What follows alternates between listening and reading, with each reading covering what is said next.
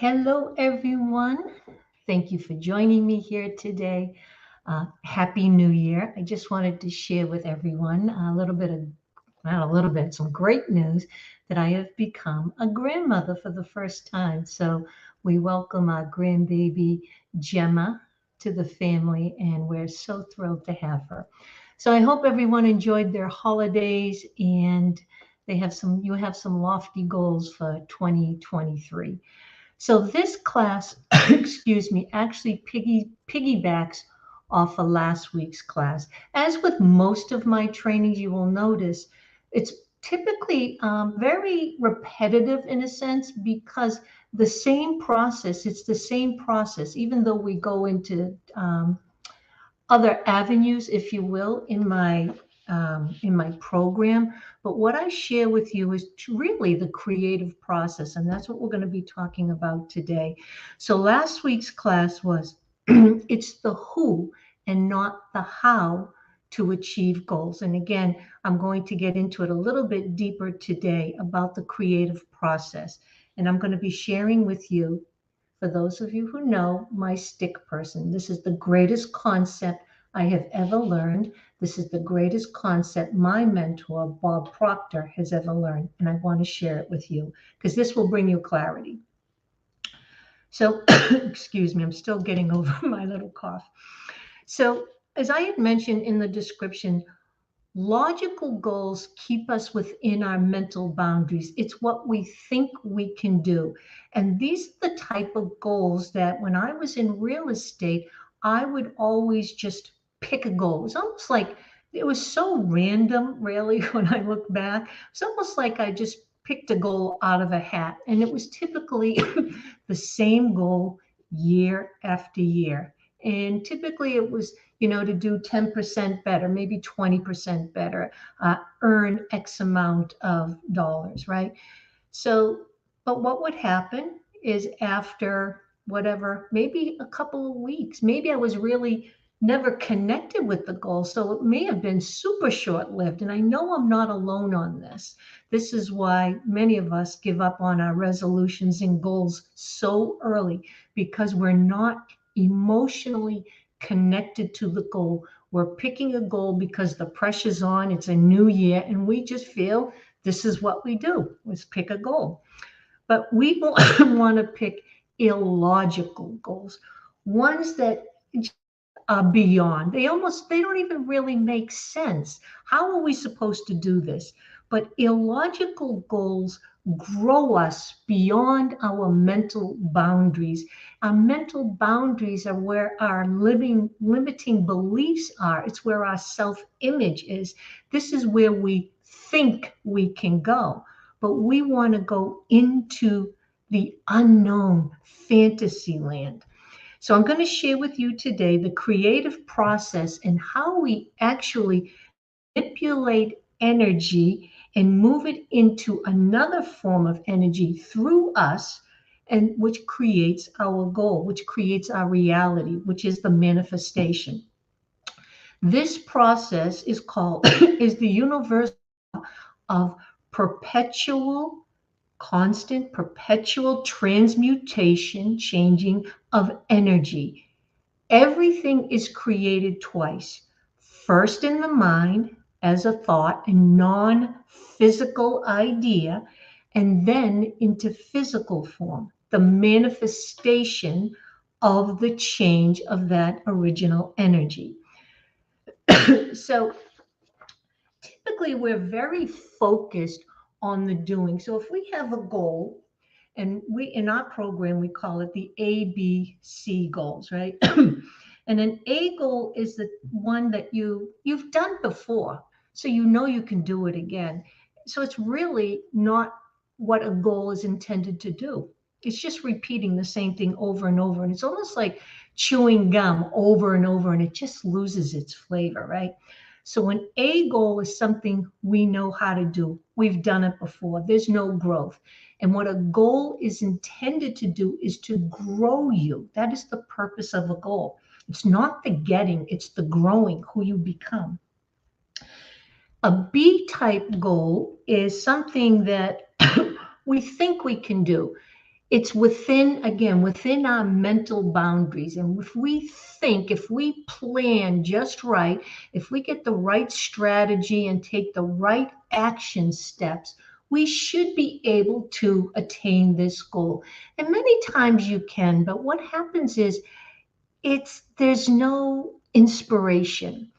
It just becomes it's very mechanical. You're just doing. And what can happen is if you don't have the right energy behind the action steps, it can be very short-lived, and you're not going to get the results, the fulfillment of the results that you truly want.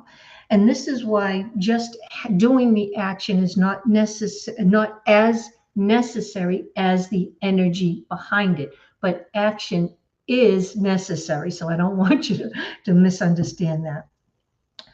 But before you decide on what the goal is, and again, this is what most of us do, we decide, all right, that's going to be my goal. We want to ask ourselves three very important questions. And the first one I'm going to start with is, who am I? That's the first question, right?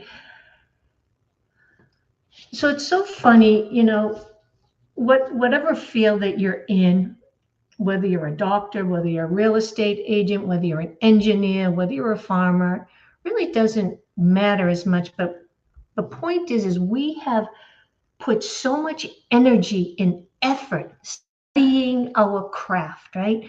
We're going to learn. I mean, how many classes I went to for listing presentations, buyer consultations, things like that, right? And the same thing with if you're in the mortgage business, right? You're learning about interest rates, and we really get really good at our craft. We know so much about it. If you're a parent, you've learned along the way the duties and what you need to do as a parent, right? So, but if we ask ourselves, who am I? Usually we say, well, I'm a mother, I'm a realtor, I'm so-and-so's partner, wife, et cetera, et cetera. And they're like, well, no, that's what you do, right? Those are different aspects of your life, but who are you? And then typically we'll say, well, this is me. And we kind of point at our body. And it's like, well, that's your body. It's not who you are. And I found it so amazing because I fell into this trap and I didn't know who I was.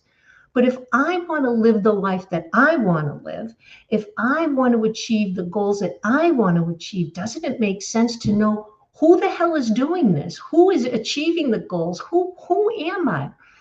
And when I discovered, or when I learned, I should say, that I am a spiritual being, I've heard the expression, I'm a spiritual being having a human experience, and you may have heard of that before as well.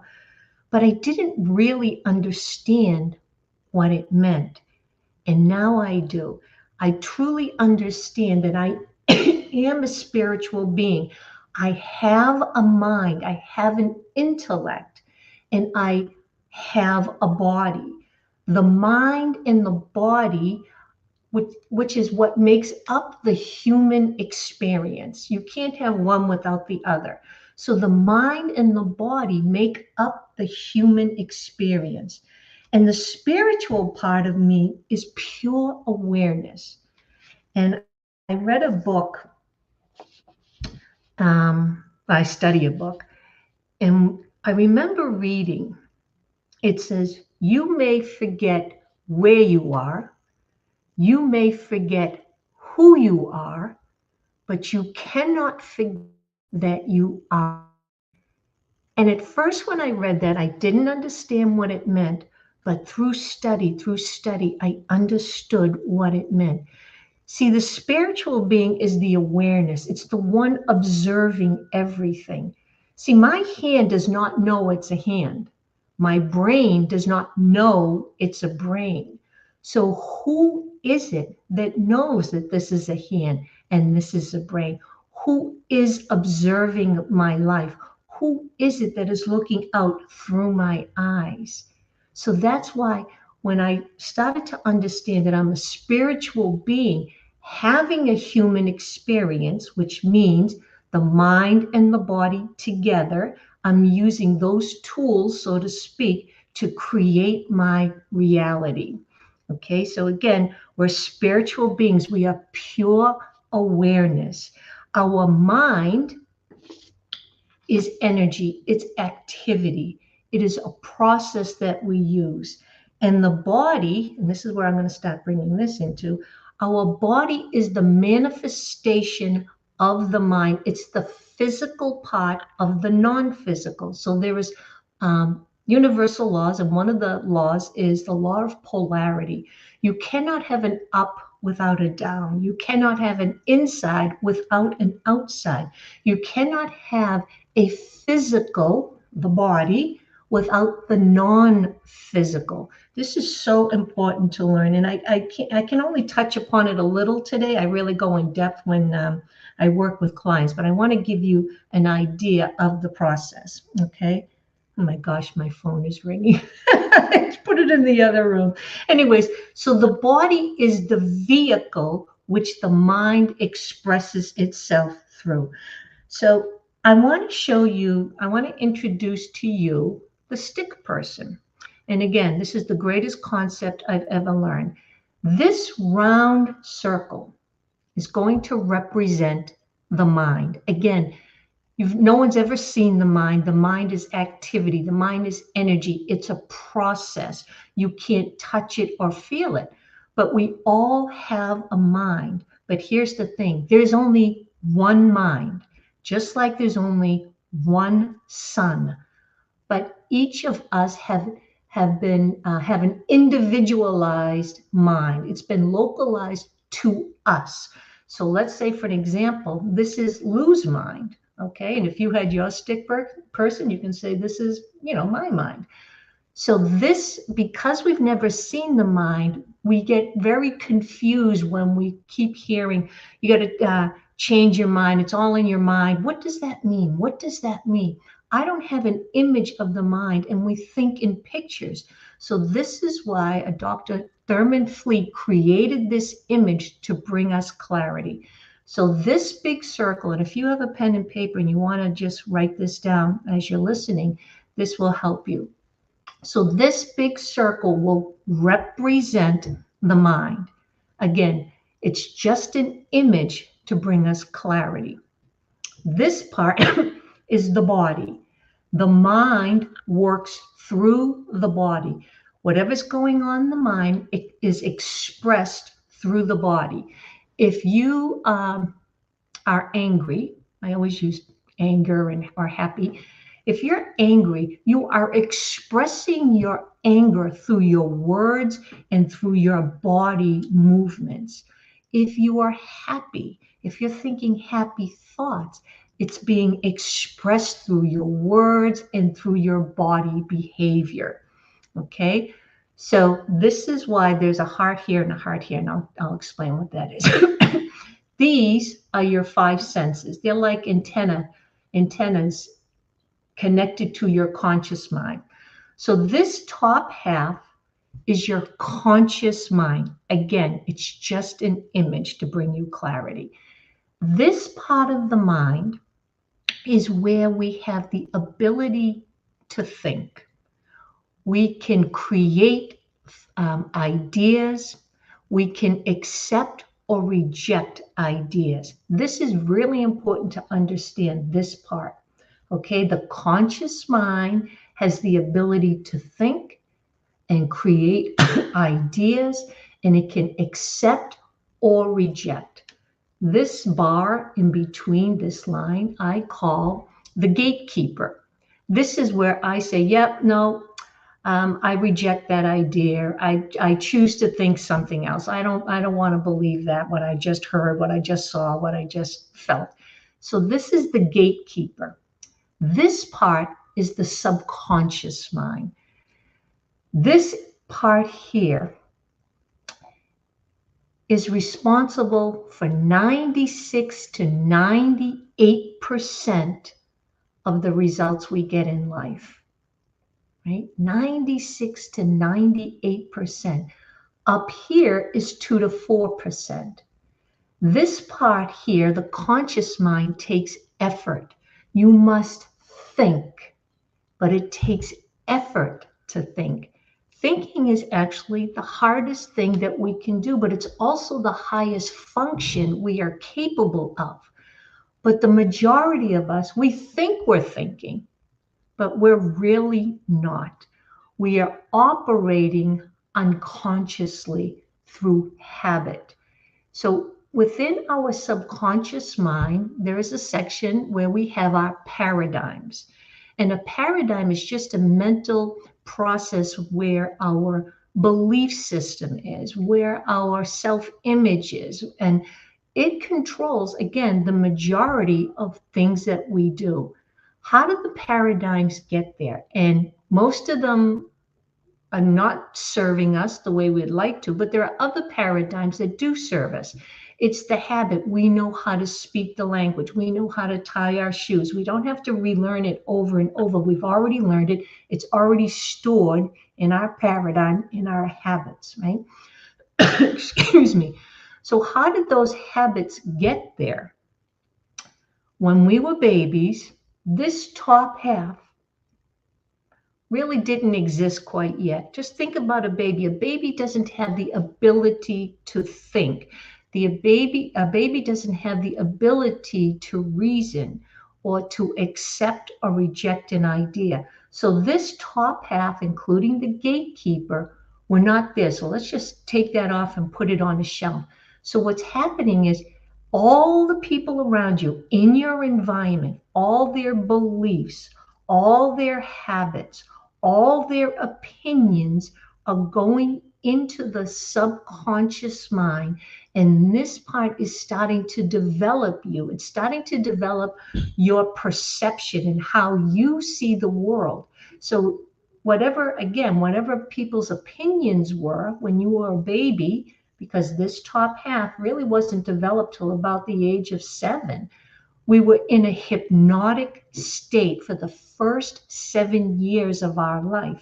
We were being trained, almost like, doggies. We were being trained how to think, how we believe in things, how we act, how we react.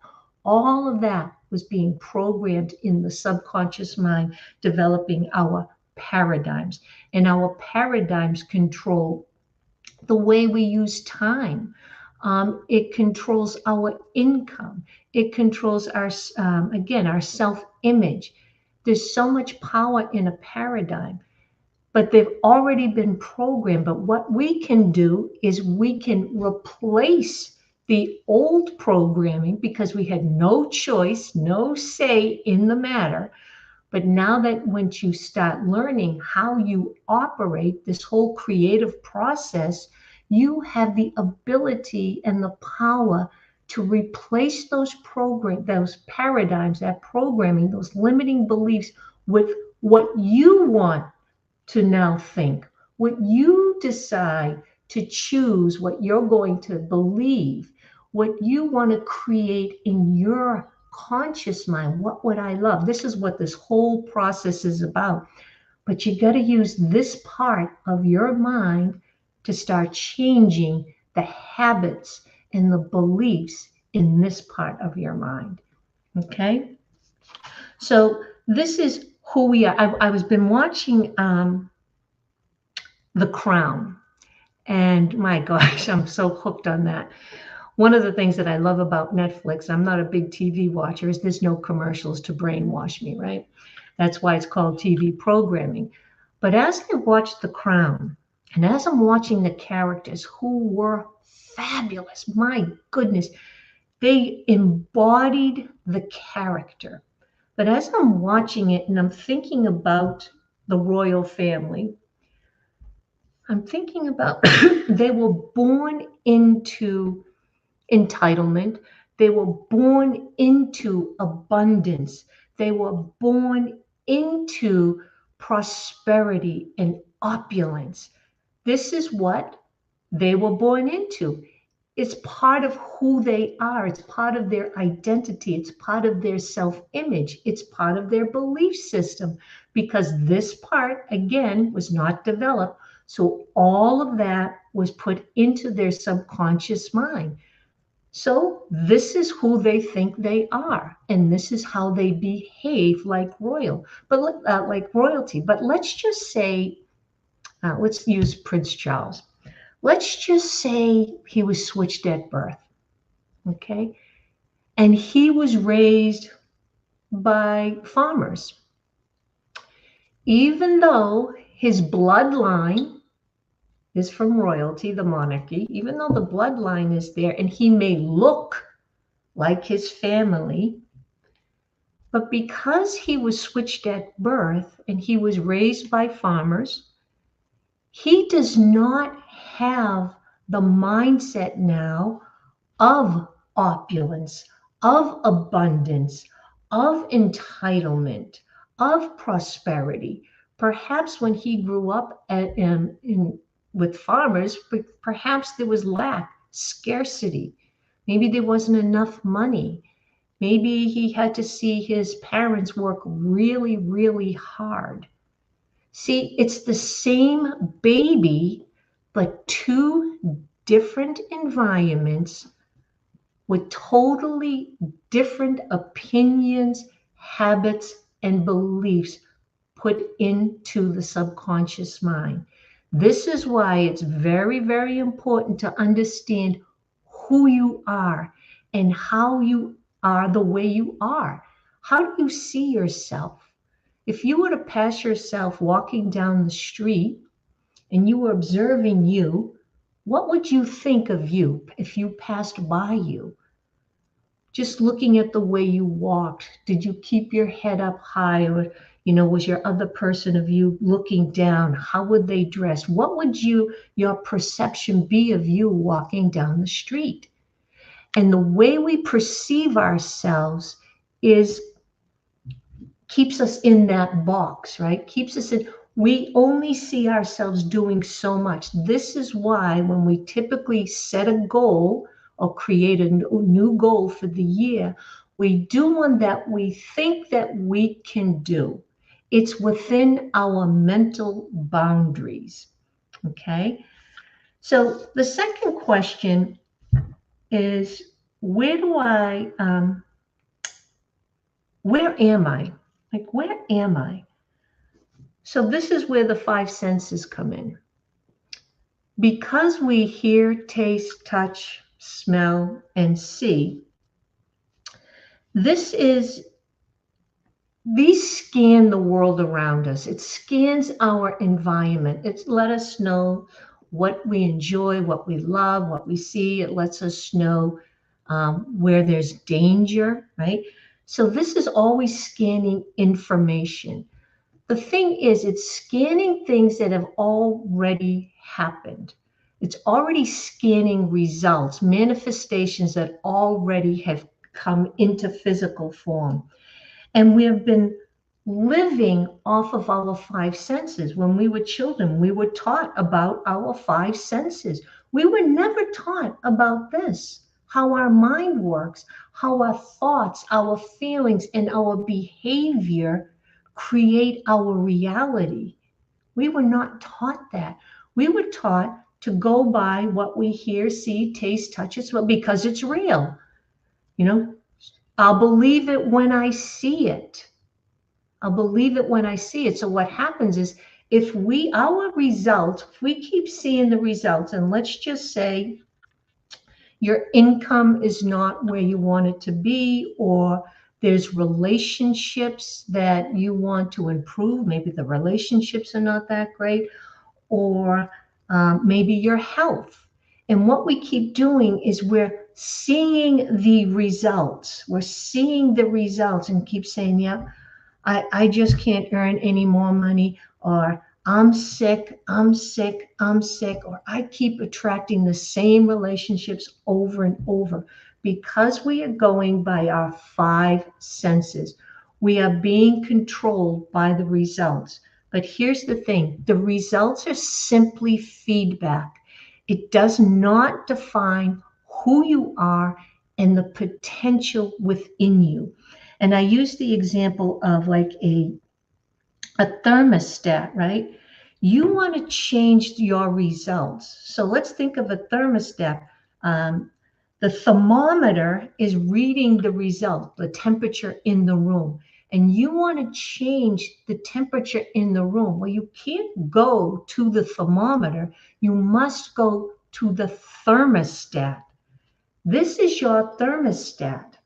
You must change how you are thinking, feeling, and behaving to change the results that you are getting. But if you don't understand this whole process, you're going to keep going by the things that you already see. You're already seeing the results of past thinking. You cannot change past results. It's like changing the time you woke up this morning. You can't do it. It's like crying over spilt milk. It's already happened. But we get very attached to our outcomes and we let our outcomes define us.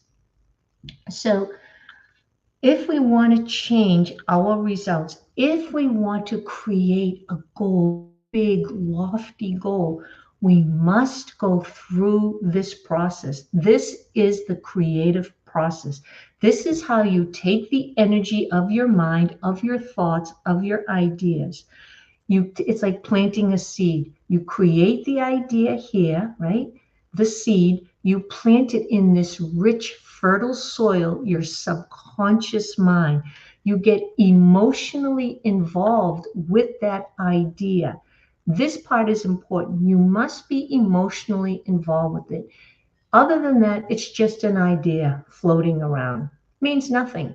It can just, oh yeah, once I had this idea, oh, it was a great idea, but I never followed through.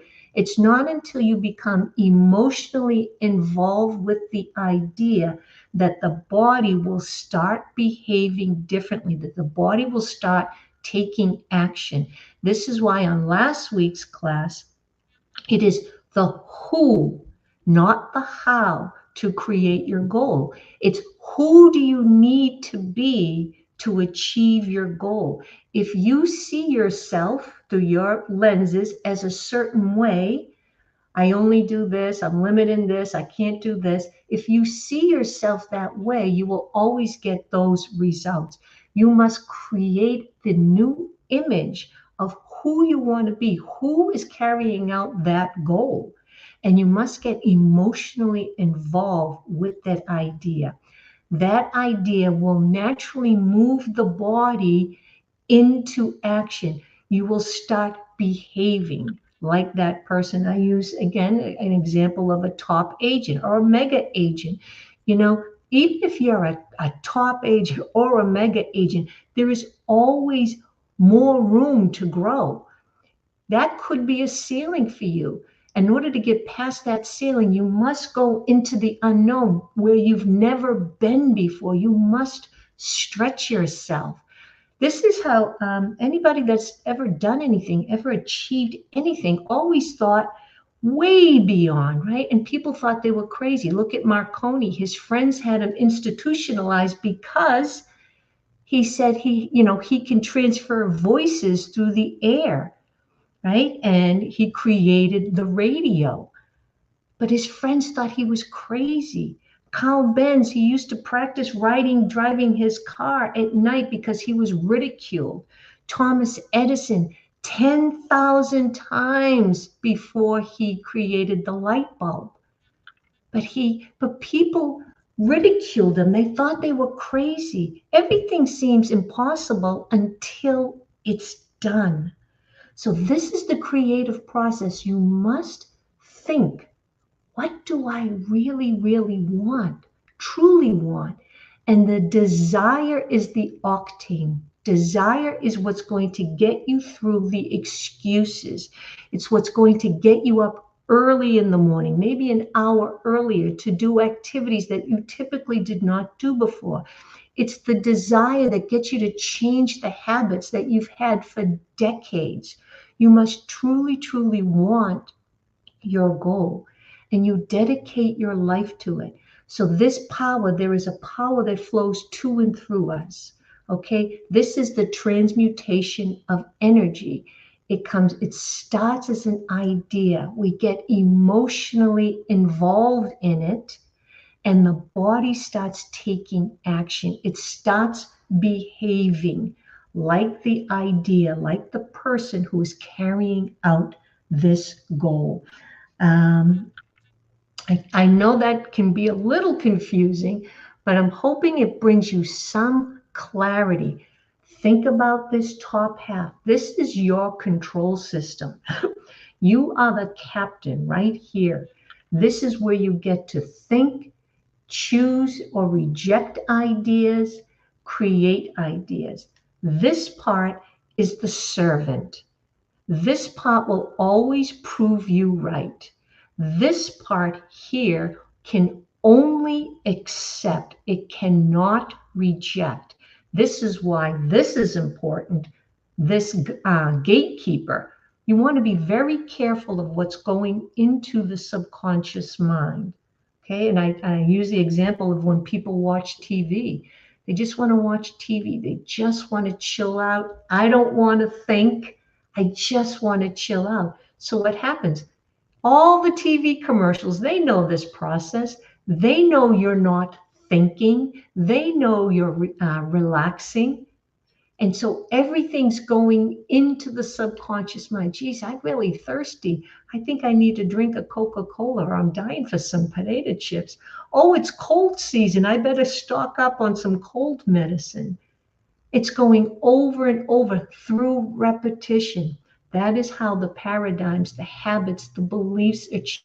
That is how they got there, through repetition, repetition, repetition. So you must take action by taking control of how you think. 2 to 4%, your results are up here. 96 to 98% of our results come from here. So when we want to create a big goal, a big illogical goal, there's a couple of questions, right? So where do I want to go? And if I plopped you down into the middle of the country, into the middle of the US, and you didn't know where you were, and I said, well, come to, I don't know, come to Hawaii. I want to come to Hawaii. And like, all right, so I know I have a destination and it's Hawaii. Okay. Now I have to figure out how to get to Hawaii. I need direction, right? But you first need that destination. Where am I going? And then as you start on your direction, you will start to receive the hows, how to get there. I talked about this last week. It's not until you make a decision, a committed decision on your big lofty goal, going into the unknown, go somewhere that you've never been before. Go there. There is a place. You will not know how, because if you knew how, you would already be doing it. So you want to go into a place you've never been before. This is where I want to go. This is where I am. I know where I am now, right? I see my results. I want to change my results. I want to go here. There's my destination. I don't know how to get there, but the gap in between is what the things I need to start to replace, start to change, start to listen to my intuition. How do I get to here? How am I going to get to Hawaii? Well, I have to take the first step. I have to make the first move, right? This is when action starts to come into play. But you must go through this process. This creative process is the way how everything is created. First, it's created in the mind, and then it's created into physical form. So again, who am I? I am a spiritual being with unlimited potential. I have a power within me that creates. I have a creative power that flows to and through me. I am capable of, who knows what we're capable of. But it's my self-image, my ceiling, that is holding me back. If you had 4, 10 times the confidence, where do you think you'd be right now? And when you got there, there's still more to go. That spirit that is within you wants to express itself, wants to expand, grow bigger, do more. But we were conditioned to think more is bad. You should be satisfied with what you have. Stop wanting more. But the essence within us, this energy within us, wants more. It wants to express itself in a bigger and better way. But we felt guilty. Wanting more was something that you would be considered selfish or self-centered, right? And that is a ceiling. That is limiting us. So when you're going for your goal, when you are creating your goal, understand who you are. Understand where you are. Where are you right now? And know that your current results are simply feedback. That is it. Don't get emotionally involved. It's simply feedback. If you can think about road signs, you don't get upset if you see a sign that says, no left turn or dead end or dangerous curve ahead. They're just signs. That's what our results right now are. They are simply signs. Detach yourself from them. Again, you can't change the time you woke up this morning. So your results right now are just feedback. You have the ability to change your attitude. Your thoughts, your feelings, and your behavior is a composite of your attitude. We live in a return to the universe. Whatever we're sending out is getting returned to sender. Very impersonal, very unemotional. It's just energy meeting like energy. So when you manipulate this energy through your thoughts, your feelings, and behavior, the universe must bring back the energy, the like energy you put out. That is called the law of cause and effect, the law of resonance, the law of vibration, the law of attraction. And this is how we take a thought and bring it into physical form. But it goes through this creative process. I ran over time today. I got a little bit lengthy. Again, I hoped that helped you somewhat. I think I'm going to do a Zoom class where I can get into it a little bit more and I can use the Zoom whiteboard to explain things. But I hope you enjoyed this class today. And again, if you know of anybody that you think that these classes might help, please spread the word and share the links with them. In the meantime, I wish you all a wonderful day, a wonderful rest of your week, and I will see you next week. Thank you, and God bless.